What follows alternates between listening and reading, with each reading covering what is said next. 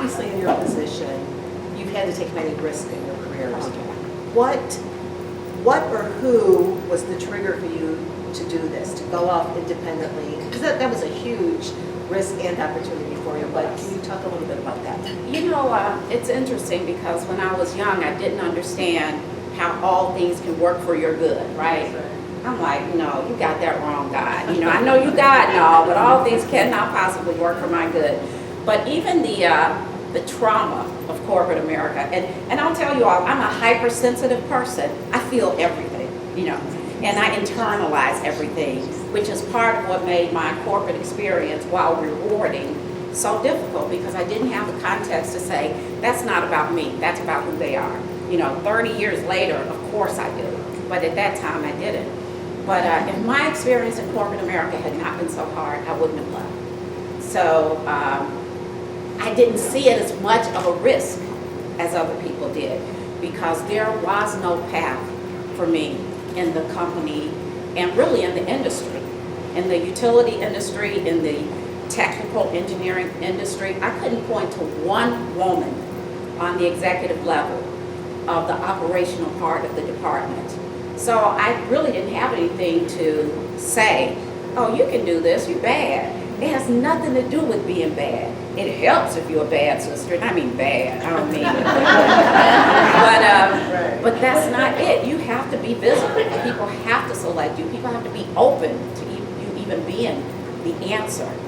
So yeah, it was how rough that was, and how disrespected people were in corporate America. And I said, if I ever, when I left, I prayed through writing my business plan, and then I said, if I ever had a business, I would value people, period.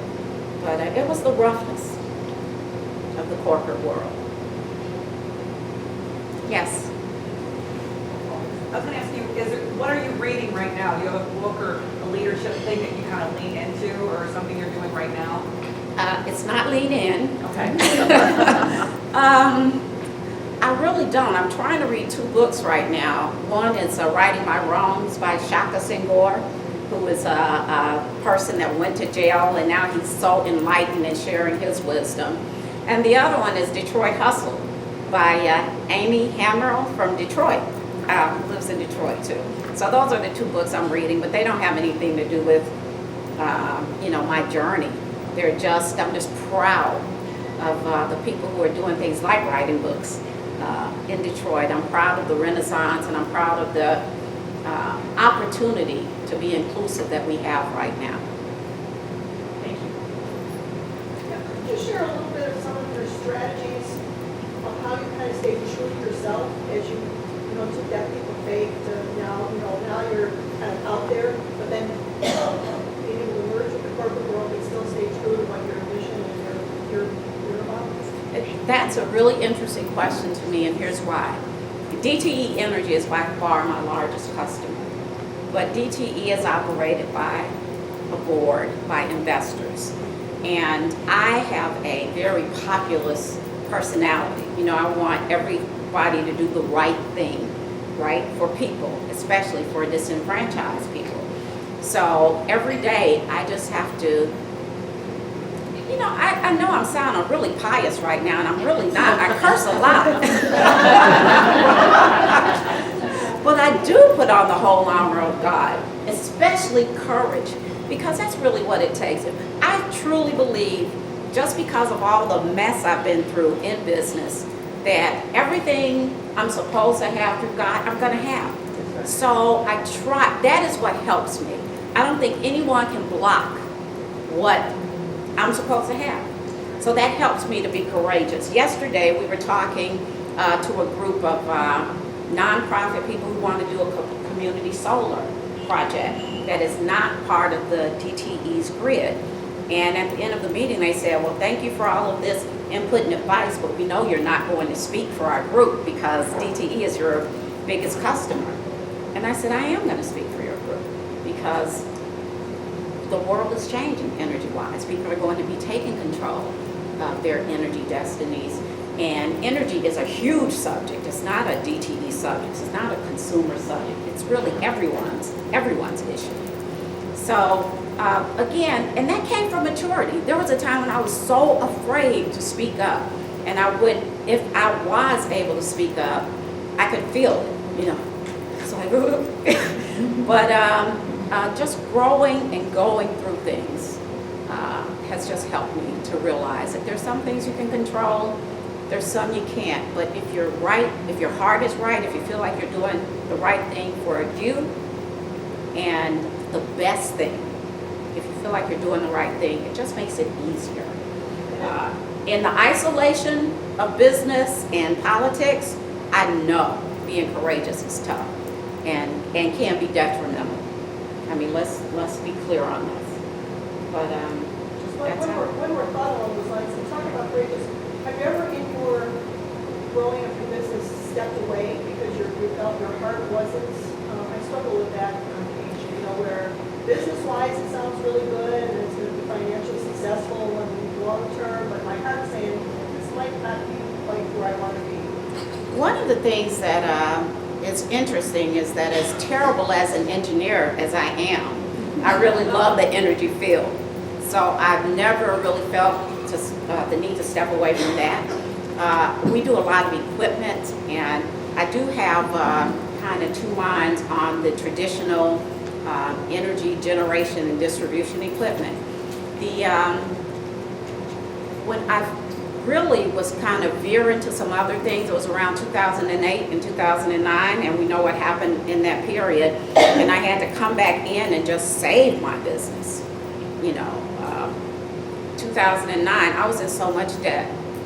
I was struggling. I laid off everyone on my team by 2010, just trying to ride the recession out because no one knew how long it was going to last and how detrimental it was going to be.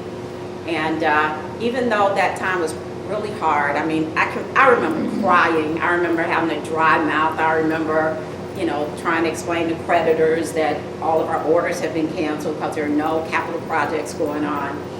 But what that did is it gave me a renewed appreciation for, girl, you are blessed. You know, you have a business and you're talking about all this other stuff that you want to do.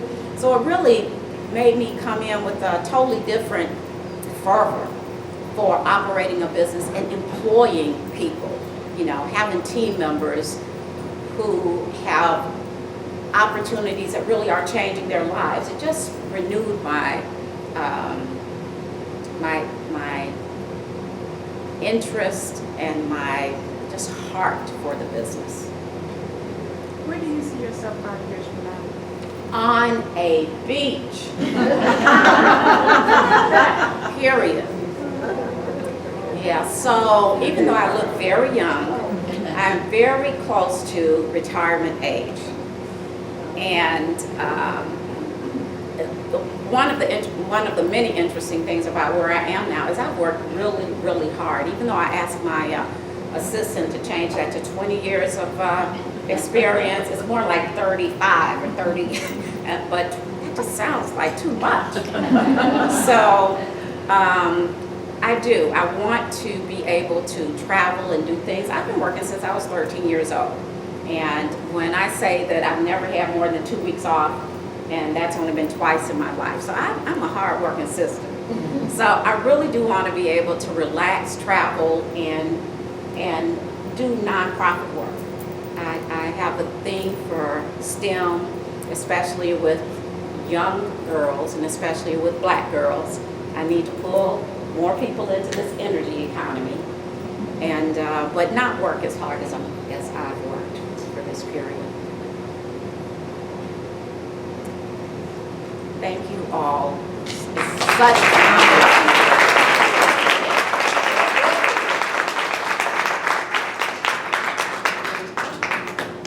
Well, that ought to make everybody excited for the rest of the day, huh? Thank you so much. We just appreciate so much your sharing with us your story and how you managed to get where you are, and we really do take that back with us and should be an inspiration to everybody. I just want to say to Chris and Tony and Jim and Louis, we love you. And Jim too. I really hope that we would have more men here. I tried to emphasize this was about women, it wasn't just for women. But we appreciate those of you who are here, and be sure to tell the other guys it wasn't that bad. So we will be doing this again. If you have an idea of somebody who would be a great inspirational speaker like Carla for our next one, be sure and shoot those ideas to me. We hope you all had a good time. We know you had a good time. And we appreciate your being here. We hope that you'll have a good day the rest of the day. Drive safely as you go home. Feel free to stay and chat and have another cup of coffee if you'd like. And we hope to see you all soon.